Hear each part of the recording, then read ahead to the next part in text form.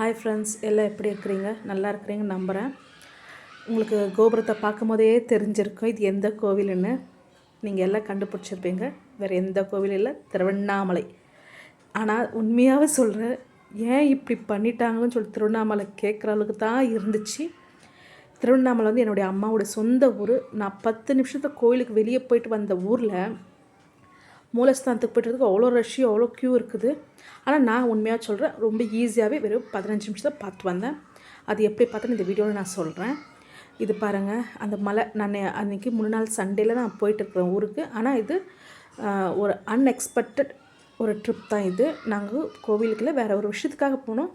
அப்படியே போகும்போது next day morning சிவாப்பாவை பார்த்து தான் வந்தோம். பாருங்கள், அந்த மலையை பார்க்கும்போது எப்படி இருந்துச்சு தெரியுமா? அப்போல்லாம் ரொம்ப ஈஸியாக நான் போவேன். 9:30 மணிக்கு நான் பஸ்ஸை விட்டு இறங்கினேன்னா 10 மணிக்கெல்லாம் கோயில் ஃபுல்லாக சுற்றி பார்த்துட்டு அழகாக போவேன். மாமா வீடுங்கள்லாம் இருக்குது, போவேன். ஆனால் உண்மையை சொல்ல இப்போ வருது பாருங்கள், இந்த இடம் நான் எவ்வளோ காலியாக பார்த்தேன் தெரியுங்களா? நான் ஃபஸ்ட்டு என்னடா இதுக்கு மூலஸ்தானத்துக்கு கியூஎம்எஸ் இருக்குதுன்னு நினச்சி நான் ஷாக் ஆகிட்டேன்.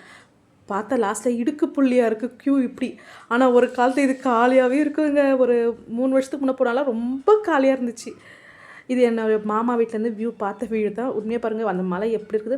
இங்கே மாமாங்க சொன்னாங்க, தீபம் ஏற்றும் போது அவ்வளோ கிளியராக நாங்கள் பார்ப்போம், எங்களுக்கு அவ்வளோ கிளியராக தெரியும். நாங்கள் தீபம் வந்து இது வரைக்குமே அவங்க வந்து கோவிலில் போய் பார்க்க மாட்டாங்க, வீட்டிலேருந்து தான் பார்ப்பாங்க. அந்த மேலே நின்று ஏதோ பூஜைலாம் பண்ணுவாங்க.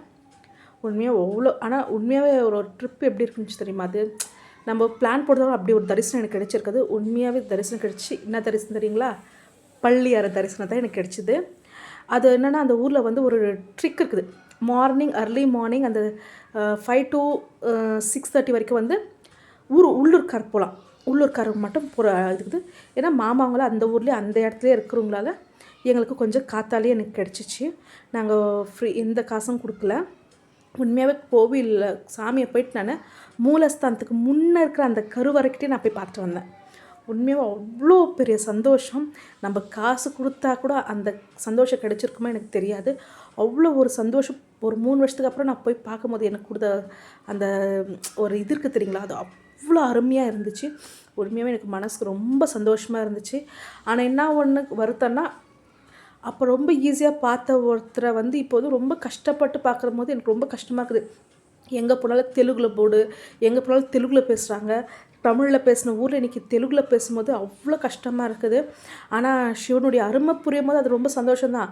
ஆனால் நம்மளுடைய ஊருக்கே நம்ம இப்போ ரொம்ப கஷ்டப்பட்டு போகும்போது அது ரொம்பவே ஒரு மாதிரி வருத்தமாக தான் இருக்குது. ஏன்னா ஒன்றா சில பல விஷயம்லாம் செஞ்சுருக்குறாங்க தெரியுங்களா?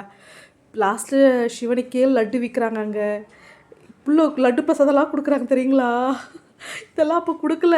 நான் போகும்போதெல்லாம் அப்படி காலியாக இருக்க பிரசாதம்லாம் கிடையாது. அப்படி உண்மையாக பாருங்கள், அந்த காலையில் இது வந்து கரெக்டாக எடுக்கும்போது வந்து 6 மணி.